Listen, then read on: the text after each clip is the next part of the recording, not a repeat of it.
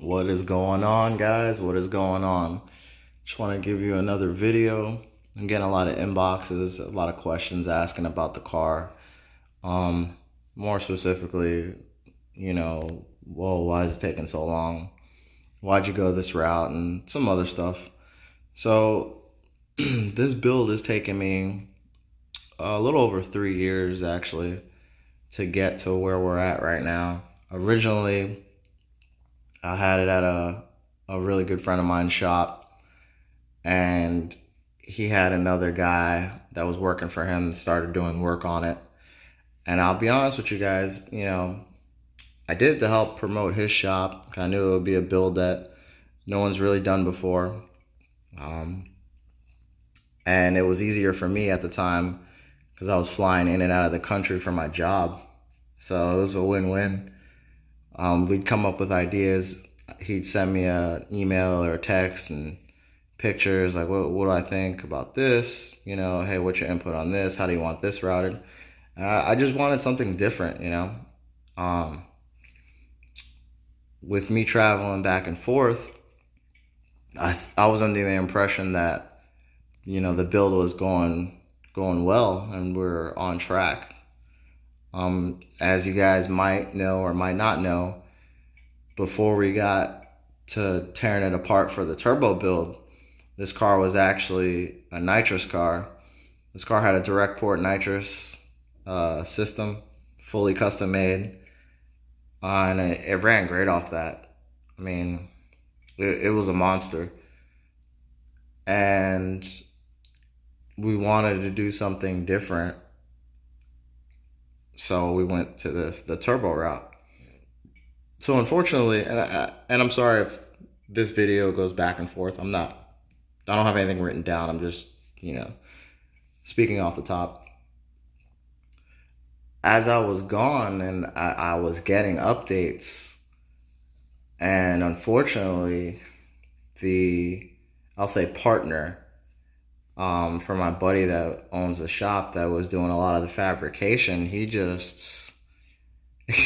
was just sitting on his ass, man. Like he was really screwing it over. And at the time, because I was working so much and I was traveling so much, I didn't really think about it. I have other cars. I have this car, and at the time I had, what did I have? I had one of the two 350Zs I had, and then I had another car that I was working on. So this was kind of on the back burner, and I wasn't really in a rush because I understood that it was something that, nobody's really done before. With it being a single turbo and on the stock DME and everything hand built and all that stuff. But then it got to the point where it became a couple years, and I just wanted my car back. So,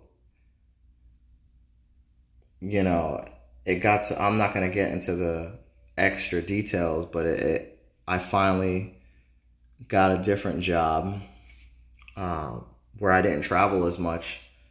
So, and also I finally got back to Florida because I was in and out of the country and in and out of the state. So I moved into a new place. Obviously I have the garage that I work out of. It's a little 1-car garage. And I just woke up one day and I was like, hey man, like this is crazy. Let me just bring all the cars I own in one location, especially this car, and let me just finish it. People have been asking, and some people, have been rude about it, saying that I'll never finish it, or it's just, it's just pipe dreams or whatever. But I was like, you know what, let me bring the car to where I'm at and let me finish it.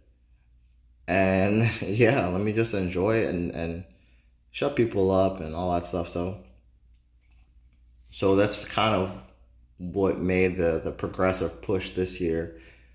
I got the car back up here, man, I think in February. And I broke down everything because, it hasn't really been in my possession from an everyday basis for a while. So I literally tore apart the entire car, just finding stuff that I needed to replace. And I understand that now, since I've started this build and I've published it more recently on social media, everybody is turbo experts and this, that, and the other. So everybody expects this car to be done in a day, which is funny. But I tore the car apart and I just started replacing stuff. I mean, from hoses to sensors, to switches, to basically everything that was either really old or I knew would fail, like throttle actuators, fuel breather valve, stuff like that. I mean, all that is new. And then I started, cleaning up everything, putting it back together, getting it how I wanted. And then I started thinking, okay, well, what will I need, or how would the car have to be 100% to where I can throw it on the dyno and we can get a tune session in without having to worry about something, you know what I mean? So I started breaking down all that. Sorry about that. And then I started thinking about the fueling aspect. Now, I know the Supercharged guys with the 650, they run the green Bosch injectors with the spacer and all that. And I didn't want those injectors because they don't flow enough fuel. They might flow enough fuel for some of those guys, but once they run E85 and this, that, and the other, they start pushing that cycle on there, and I didn't want to have to push the injectors, So another route I could have gone is get the ID injectors, right? Super expensive. I didn't want to go that route either because this project, as expensive as it is, it's all out of my pocket. No one's, I'm not sponsored. I don't have anybody paying for this. Like, this is all out of my pocket, in addition to the other car that I'm building, which is the new Infiniti Q60, the twin turbo Red Sport. I'm messing with that car in the background. I don't have any new videos yet because I've been focused on this, but everything's been out of pocket. So once I started making the phone calls about, you can get your stock injectors modified, that was the perfect route. It was way cheaper. I think I spent like $325. I think I talked about this in the previous video. I took them out, they flowed them, they cleaned them, they showed me the chart like, hey, this is what they flow at. What do you want? And I said, hey, modify them to flow as much as you can safely. So they did their magic, and right now my injectors are around 700 cc, which is great.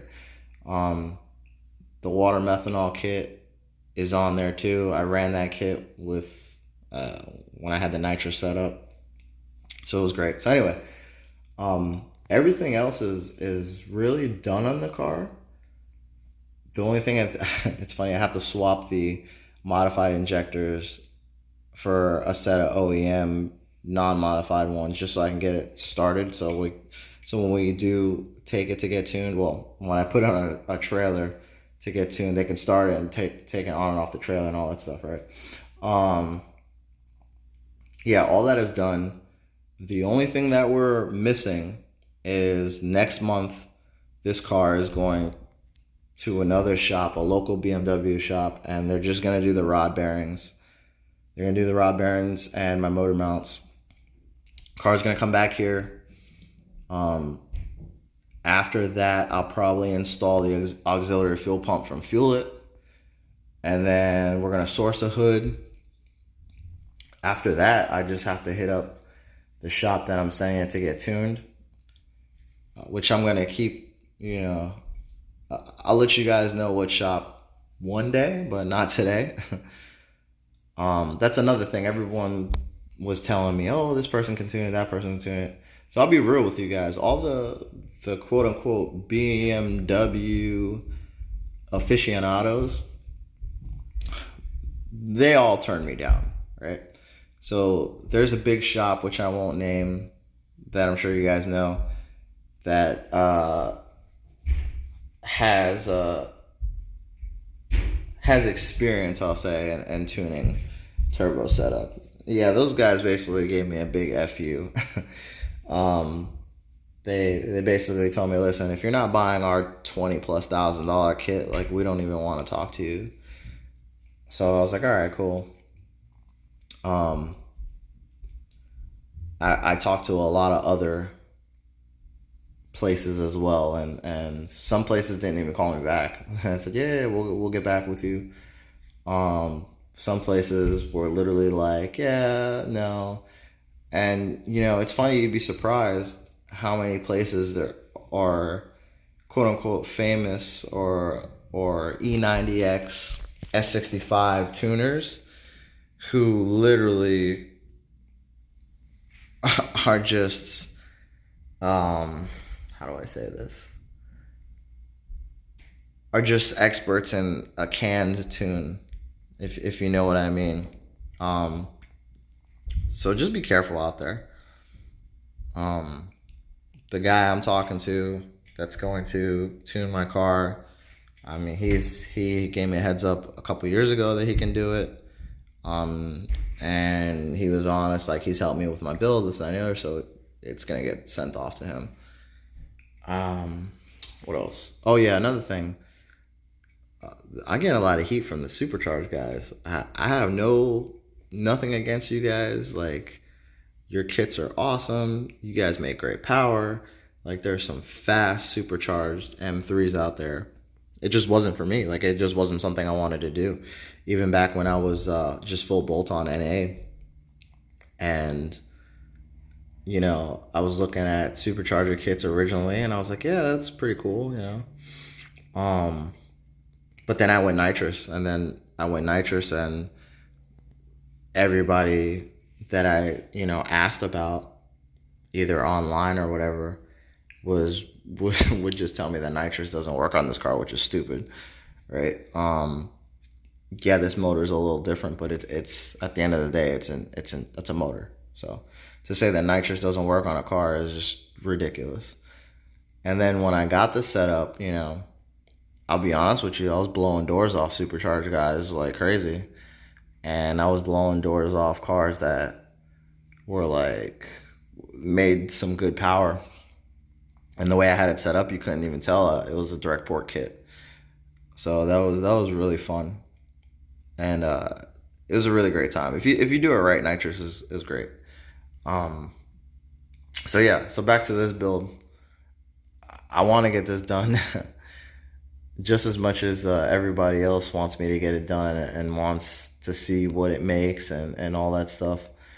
And, I don't get hung up on you'll be the only one in the world, blah, blah. I know there's an actual shop on the West Coast that actually has a single turbo M3. And it's funny because I reached out to them as well. And, I'm not trying to throw any shade or anything like that, but they, they won't give any info on it, And a lot of these companies, they do modifications or whatever to our cars, and you shop around and you ask and you want to know, hey, stuff about it, and they won't tell you anything. So I reached out to this shop. I was like, hey, I'm thinking about doing this. I know you guys had a big build on it, and I saw it on the internet and this, that, and the other. And literally, they wouldn't tell me a thing about the car. And maybe it's a business thing or whatever, right? So I had asked, and this car was at SEMA, so I had asked people that I knew on the West Coast, and they were like, hey, man, like, I don't know anything about this car either, right? So it's funny, the car, and I'm not going to drop their names, but I was on the West Coast, and it was funny, the car was in the same it was going to be in the same general area that I was going to be. So I said, you know what? Let me look at this car, right? Because I heard some stuff about it. It looks great. You know, you can't believe everything on the internet. So I went to see the car, and lo and behold, some stuff that people told me, it was true. This car, I'm not going to count this car as single turbo. Listen, if you modify a car and you throw a single turbo or a twin turbo or whatever, and if the car doesn't work or the car just turns on and comes on and off a trailer, and you just hard park it for a car show, and then you put it back on a trailer because you can't really drive the car, I'm not gonna give you props for saying that you built a car or you're the only one in the world that does this, right? Same thing for the guys that in other communities that say they're a world record breaker for horsepower or whatever, and your car blows up as soon as you step off the dyno. Like, I'm not giving you credit for that, right? There's too many people out here, especially too many guys that aren't backed by shops that bust their ass to make great builds and unique builds and just make great power in general, you know?